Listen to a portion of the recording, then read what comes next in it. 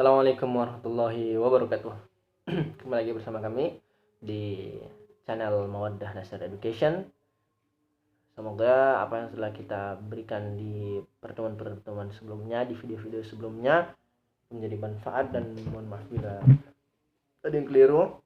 Tapi insya Allah ini kami buat untuk umat, insya Allah. Nanti kalau macam ada yang salah silahkan nanti di komentar di kolom di bawah ini ya. Baik, sekarang kita masuk pada pembahasan objek pendaftaran tanah, asas-asas pendaftaran tanah, dan kemudian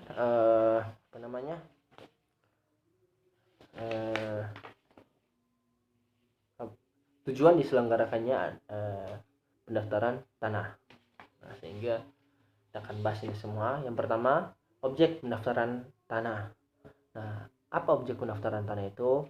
Dalam hal ini diatur dalam ketentuan pasal 9 ayat 1 Peraturan Pemerintah nomor 24 tahun 1997 sebagai berikut, yakni bidang-bidang tanah yang dipunyai dengan hak milik guna usaha, guna bangunan, dan hak pakai tanah, dan hak pengelolaan tanah wakaf, hak milik atas satuan rumah susun, hak tanggungan, dan tanah negara itu merupakan objek pendaftaran tanah, gitu ya. Kemudian kita lanjut di asas-asas pendaftaran tanah. Dalam asas yang dianut untuk pendaftaran tanah ini diatur berdasarkan pasal 2 Peraturan Pemerintah nomor 24 tahun 1997, yakni sebagai berikut ya. Pertama adalah sederhana, kemudian yang kedua aman, kemudian ketiga terjangkau, kemudian yang keempat mutakhir, yang kelima terbuka.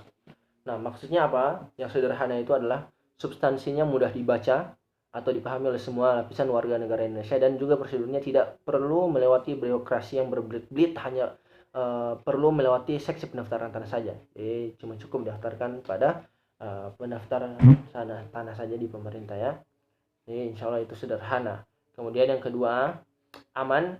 Aman di sini keamanan yang berarti akan memberikan rasa aman bagi pemegang sertifikat tanah apabila mereka telah melakukan prosedur pendaftaran tanah dengan teliti dan cermat.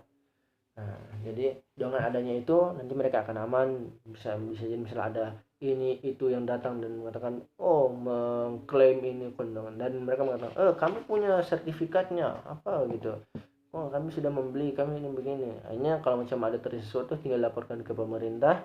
Jadi insya Allah pemerintah yang akan istilahnya mengamankan itu dia ya, insya Allah.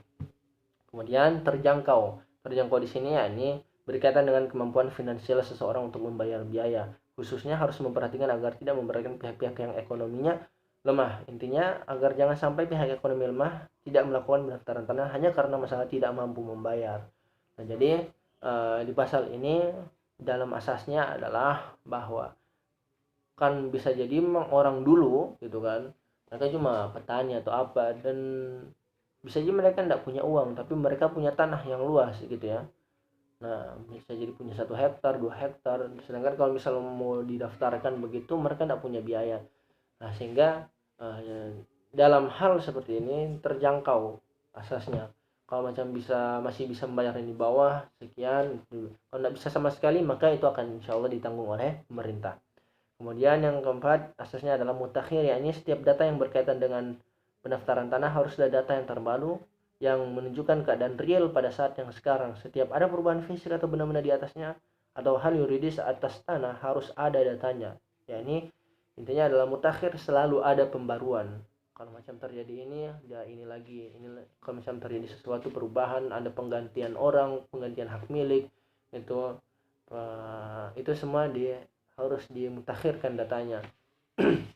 Kemudian si asas yang kelima ini terbuka, yakni dokumen-dokumen atau data yang baik fisik maupun yuridis bersifat terbuka, yakni boleh diketahui oleh masyarakat.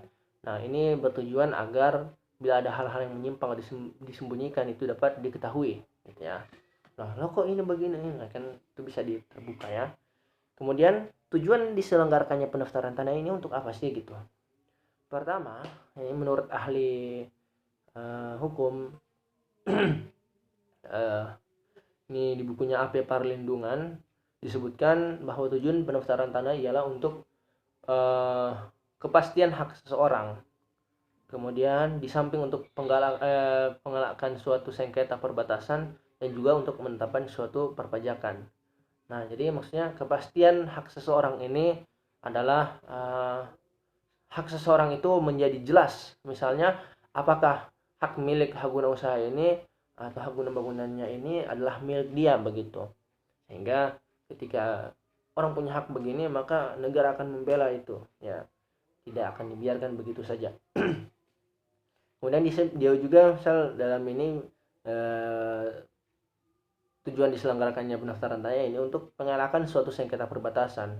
Ya, misal apabila ada sebidang tanah yang dipunyai oleh seseorang sudah didaftar, maka dapat dihindari terjadinya sengketa perbatasan. Karena biasanya kan gitu, ini sampai batas milik, ini sampai batas milik. Tapi kalau macam sudah didaftarkan, di daftar ini, di sertifikat ini dijelaskan ukurannya begini, dari sini sampai sini begini, ini. Nah, itu kan bisa selesai perkara begitu. Jadi mereka tidak bisa tuntut apa, kalau macam masih melanggar mereka akan ditangkap. Kemudian penetapan suatu perpajakan. Nah, dengan adanya pendaftaran ini maka dapat diketahui berapa luas bidang tanahnya, maka atas dasar itu ditetapkan berapa besar pajak yang harus dibayar oleh seseorang. Dalam lingkup yang lebih luas dapat dikatakan pendaftaran itu selain memberi informasi mengenai suatu bidang tanah, baik penggunaannya, pemanfaatannya, maupun informasi mengenai untuk apa tanah itu sebaiknya dipergunakan, demikian pula informasi mengenai kemampuan apa yang terkandung di dalamnya, dan demikian pula informasi mengenai bangunannya sendiri, harta bangunan dan tanahnya, dan pajak yang ditetapkan. Nah, dalam ketentuan pasal peraturan pemerintah nomor 24 tahun 1997 dinyatakan dengan tegas bahwa pendaftaran itu mempunyai 3 tujuan. Pertama, katanya memberikan kepastian hukum, kemudian memberikan perlindungan hukum kepada pemegang hak atas suatu bidang tanah atau satuan rumah susun, dan hak lain-lain yang terdaftar agar dengan mudah dapat membuktikan dirinya sebagai pemegang hak yang bersangkutan. Jadi intinya dalam pendaftaran tanah ini adalah sebuah penjaminan hak. Kalau macam ada terjadi sesuatu dan lain hal yang tidak mungkin diduga-duga dan itu, maka dengan adanya pendaftaran tanah ini maka dapat dibuktikan dan dapat insya Allah dijamin tentang kepemilikan tanahnya itu, atau penggunaan usaha atau penggunaan bangunan yang ada di tanah tersebut. Sehingga kalau misal terjadi sesuatu, maka dia dapat mengklaim bahwa itu adalah milik dia. Dan biasanya kalau memang dalam hukum-hukum kita itu harusnya pakai dalil kan begitu ya. Ini saya punya begini, ini sertifikatnya. Dan itu sudah banyak di dalam Al-Quran. Misal kalau ada sesuatu yang dicatatkan begitu. Tapi semoga ini dapat bermanfaat mulai dari objek, asas, dan tujuan pendaftaran tanah. So kita ketemu di video berikutnya. Semoga dalam keadaan sehat walafiat. Assalamualaikum warahmatullahi wabarakatuh.